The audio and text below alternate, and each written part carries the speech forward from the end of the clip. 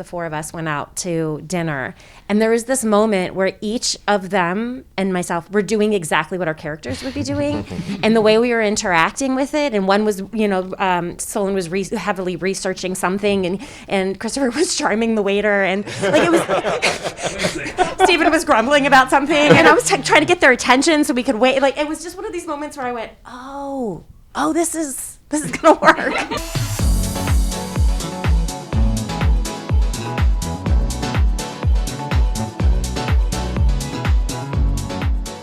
Being Batgirl, like, I still can't get used to the fact, that's where I think I probably am going to wear this shirt every day for the rest of my life, that I get to actually say that I'm Batgirl. And I remember when we were first recording, or we were doing some of the performance capture, and every once in a while we'd have to say one of the words that is implicit to the world, and we would just turn to each other and ruin a take and be like, oh my God, I just said Gotham. Oh my God, I just said, and I can't say what else we said. But every time we would say any one of those words, like we were really those characters in that world, it just blew our minds. So to play this character has just been an honor beyond honors. Just to touch up on that, anytime we got to say Batman, like, oh my gosh, we said Batman. Also, I've had an image of Dick Grayson on my phone for more than a decade. I always thought it was Terry McGinnis from Batman Beyond, but after I booked the role, I was like, look, I've got Batman Beyond on my phone. They're like, no, that's Dick Grayson. So I've literally had Dick Grayson as my wallpaper on my cell phone for like 11, 12 years. I'm just honored. I mean, really blown away. I want to say more, but I know it's going to be spoilers. You know, we had a mandate to start looking at a new franchise built around Gotham City and around the Batman mythology. And one of the things that we wanted to set out to do was, how do we give people that feeling of going out into Gotham City night after night and protecting Gotham citizens and really taking action, sort of even on a small level and on a big level, to try to make things better. And as soon as we started talking about that, we realized we need the game to be about growth. There needs to be a huge component of, yeah, you start out awesome, you're already a great, competent crime fighter, but there's room for you to grow into some kind of hero that aligns with the player's own style of play. And as soon as we started talking about that, we realized this isn't a game about Batman. This is a game about the Batman family. This is a game about the people that surround him and have different skill sets and different philosophies and different approaches towards how they do that job.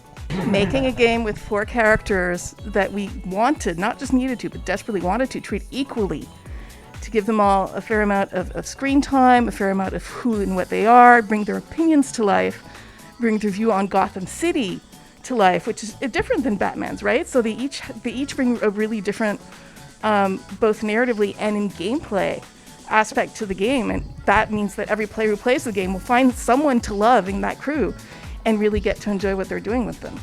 We're essentially having 4 very different characters with a lot of different lore. Creatively, in terms of the game, what does that mean for the narrative, the storytelling, the cinematics, is where we're basically creating 4 versions of each scene, so to speak.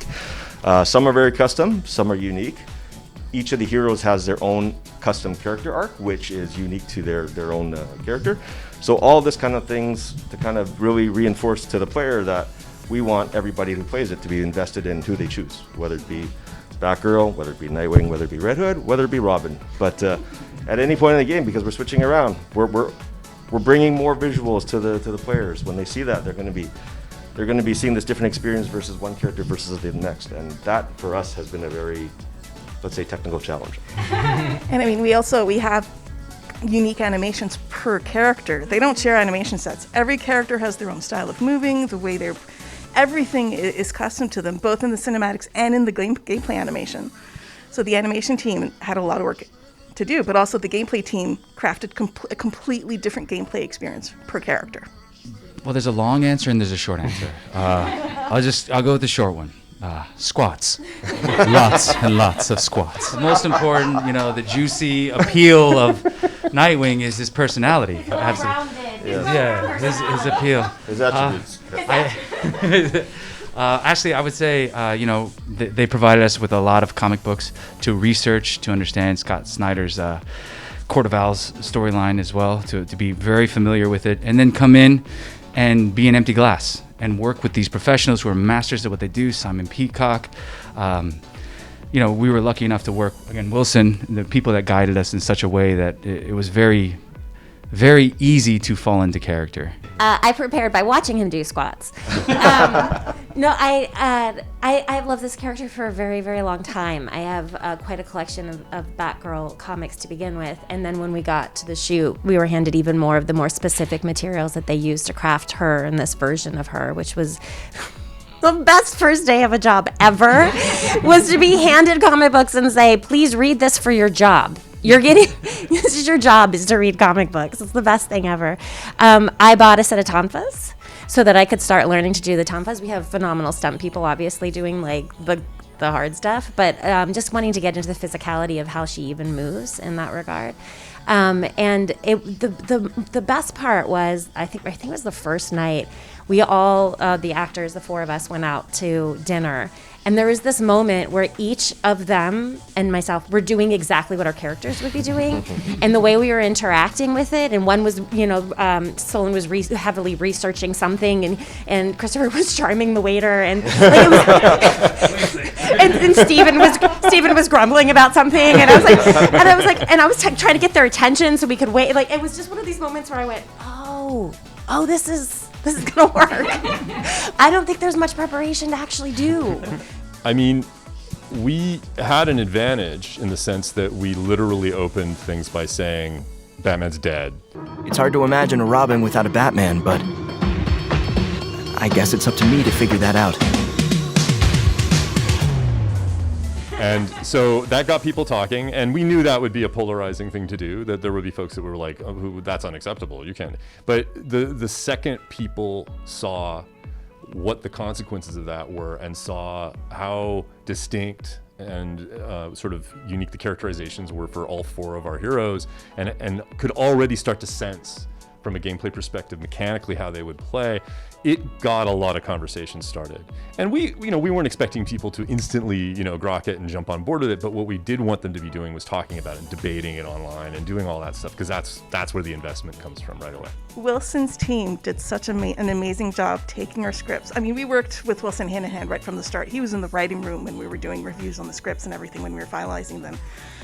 He was really part, like the narrative team, the cinematics team, we're not separate teams. We were working together on that. And Wilson and his team did such an amazing work on the character arcs for each of them. And honestly, we used to have a joke, like, what are your 5 favorite sins, Wilson? It's pretty much every sin in the game in different conditions. So there's a lot of scenes. There's a lot of scenes that we've got in there. I can't even name them, that's a spoiler. But you get to see the characters interacting, you get to see the progression of it, and this is all due to Wilson's work. Well, I think it's a joint. It's a joint between everybody. And it's kind of funny because I was going to really talk about my top 5 scenes, but in reality, All of them. All of them. The ongoing joke on set was that, but actually, we did create a lot of powerful scenes with a lot of the characters. We did see them evolve. When we're playing gameplay, you get to see they're really powered up versions. They're out fighting crime at night. You feel powerful as a player, but when we bring them back to the Belfry, where they reside, that's where you're going to see a lot of the human connections, the human emotions. And that, for us as a group, I think we've managed to hit something really special. For me, and that's building on this, is all the side banter conversations that the players have with each other, either on the comms or just in the background, that our amazing writers wrote. Langstrom's dead. Do we know where his office is? Seriously? Crap. I was giggling for most of those sessions because it was so perfect. They were so perfect to the characters, and there were things that I had either experienced or always loved about their characters, or it took the characters to a whole nother level of where I'd always wanted them to go. So those keep your ears open for the side conversations that are happening all around too, because there are so many levels to the love and the thought that was put into this game. I think the depth of it all, like understanding that it is a Batman project and Batman is now gone, and the fact that all of these people are trying to fill these huge shoes, and they're doing it together, and so they have each other to rely on, and their truths are coming out for each other, and just that emotional depth that in every scene. I love that. I'm a huge sap, so I love that. And there's a lot of things that in our lives have been translated into the game. So I was like, you're gonna put that in? We just did that. You're gonna put that in? They're like writing things that are happening while we're all hanging out. It's really exciting. Can't wait for you guys to see it. I feel obliged to offer a shout out because I know that the narrative side of it and the performance side of it is extremely well represented here. So I'm going to say my favorite movement, essentially my favorite hero move. I never, no matter how many times I played the build, I never get sick of throwing people off rooftops. I could literally do that all day. I don't know what that says, but.